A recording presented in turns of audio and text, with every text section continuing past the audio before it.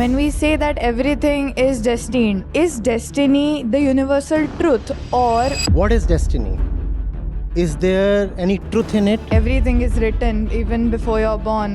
There is no point me answering this question because it would make no difference whatsoever whether or not I answer. No, I don't believe that is Then the destiny, question but is answered. Destiny is trash. There is no point exerting ourselves in this discussion because nothing would change anyway. Everything is pre-written. So all this concept of destiny is a dirty trick to justify your... Yes, you cannot control what is happening on the outside, but you can always control your response to it. Life is unpredictable. You cannot control it. Never surrender your agency. Never.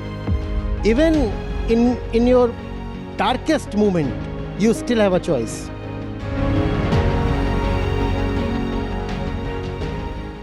I'm Kanak, and my question for this, it's not related to anybody, but my question is that it is related to destiny. When we say that everything is destined or सब कुछ लिखा हुआ होता है, so how is suicide not a part of destiny? How do we consider suicide as a sin? And is destiny the universal truth, or it is just people are made to believe in destiny just to keep them within This the should have been the boundaries? first part of the question. What is destiny? Is there any truth in it? That should have been the first part. And then you say, if destiny holds some truth, then how is suicide a crime? That's how you structure the question. What do you think of destiny? At least as of how we are told about destiny, everything is written even before you're born. You are here, everything that happens in your life, the events that happen in your lives, they are all written. They are going to happen. Then there is no point me answering this question because it would make no difference whatsoever whether or not I answer. No, I don't believe that is Then the destiny, question but is answered. Destiny is trash. Because if destiny means there is nothing called free will, not even as a possibility, not even as a remote possibility, if there is nothing called free will, then there is no point exerting ourselves in this discussion because nothing would change anyway. Everything is pre-written.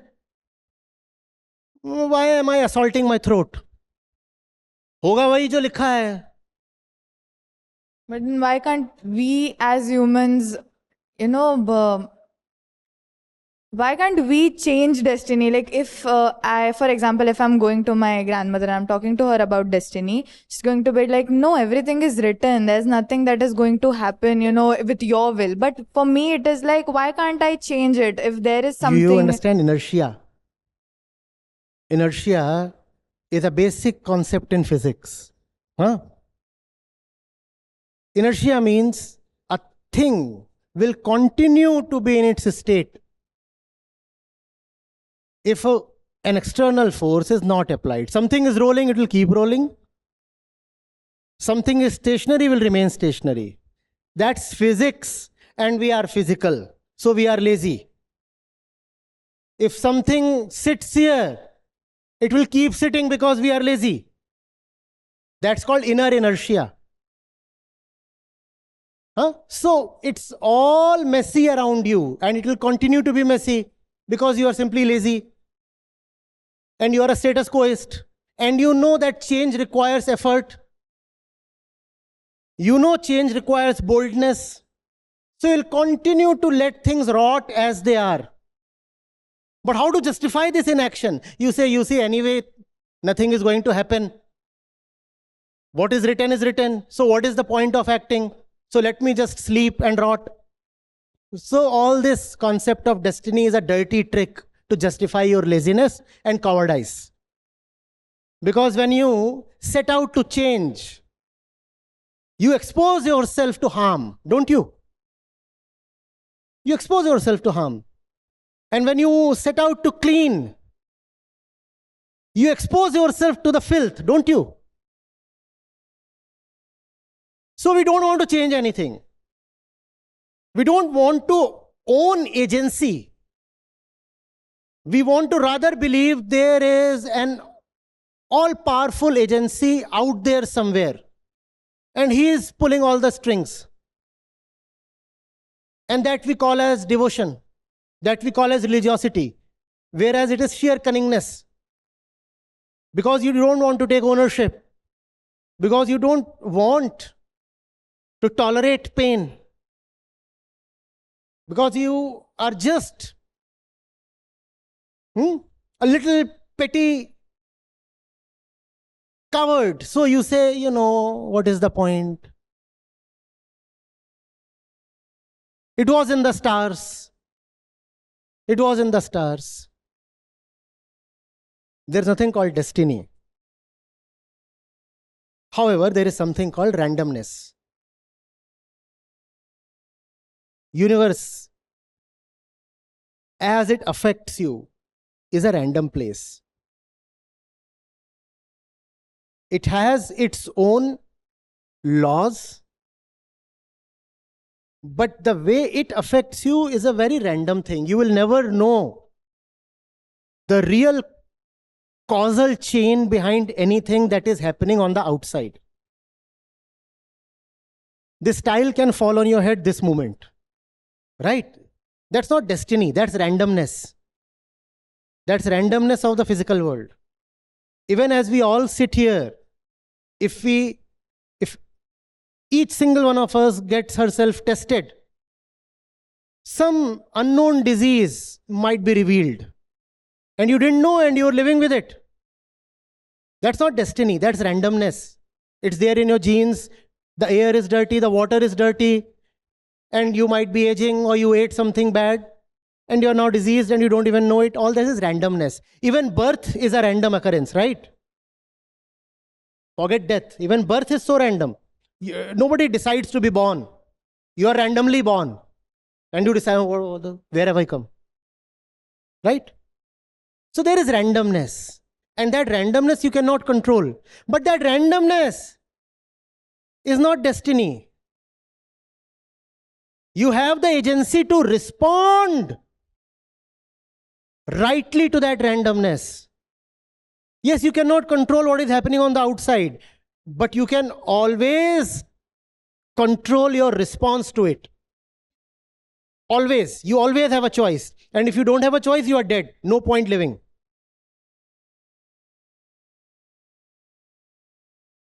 You always have a choice in responding to external random events. Outside, even after your utmost effort, randomness will still remain. Life is unpredictable.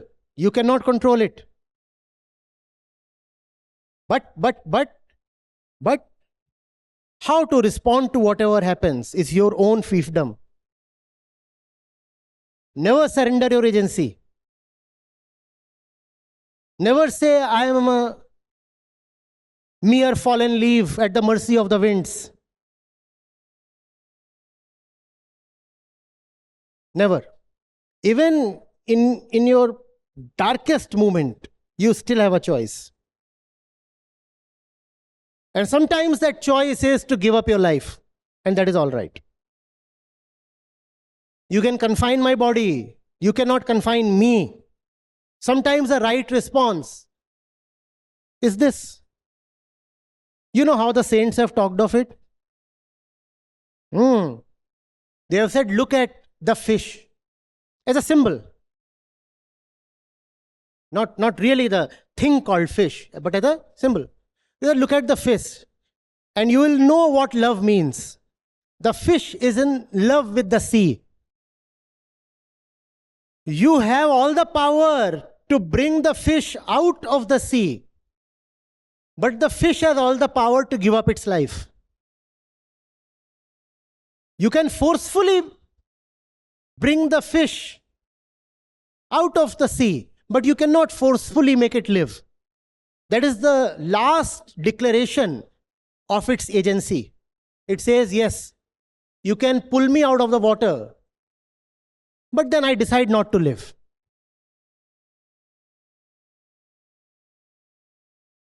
And one should always be ready for that. Because that is the last bondage, the body. If one is prepared to give up even the body for the sake of freedom, for the sake of truth, then you can never be controlled. Then you can never be enslaved. But that should be the last resort, please. Sometimes I speak and then I wonder about the consequences. But you're saying that you're saying that it's all right. No, in I'm some not saying all cases. right. No. No, like it is the last. You remember what I told him? For the right cause, I can lay down my life this moment. For the right cause, if I'm needed to live 1,000 years, I should live. But then why people see it as a sin or, consider it so wrongly to suicide? Like, Because you see, if you do not demonize it or criticize it or criminalize it, then life is such a hell for most people that you will have a huge wave of suicides. Because most people are somehow dragging their feet through life. They don't want to live, but they are somehow living. And if you start glorifying suicide, they'll find a way to end their misery. They'll say, fine, suicide is fine, so I'm now going to hang myself. That's the reason suicide must never be endorsed. And that's the reason it is actually criminalized. You'll be arrested if you attempt suicide. Sir, if one day we are going to die, then what's the point of living? Because you are still not dead. That's the point. Even death is something you imagine as a living person. Ask this question once you are dead. Can you? So that's the beauty of living. Even death is to the living one. The dead ones, so miserable they are, they can't even die anymore. The beauty of life is there is death still possible. Right? So choose the right death. That's the beauty of life. Okay? Yeah. Just download the Acharya Prashant app, and there you go to the community section, and you have live testimonials streaming in at the rate of 1 every 5 minutes. I'm seeing lives change in thousands, if not millions, every day in front of my own eyes. We are doing it. Right. We have actually done it. Join the community of more than 2 lakh participants on the Acharya Prashant app. Your first month is completely free. You'll get full access to Gita Mission. On the app, you will get regular live sessions, daily exclusive conversations with Acharya Prashant, access to the vibrant Gita community, wisdom exams, curated news, audiobooks, quotes, and much more. Search Acharya Prashant on Google Play Store or Apple App Store and download now.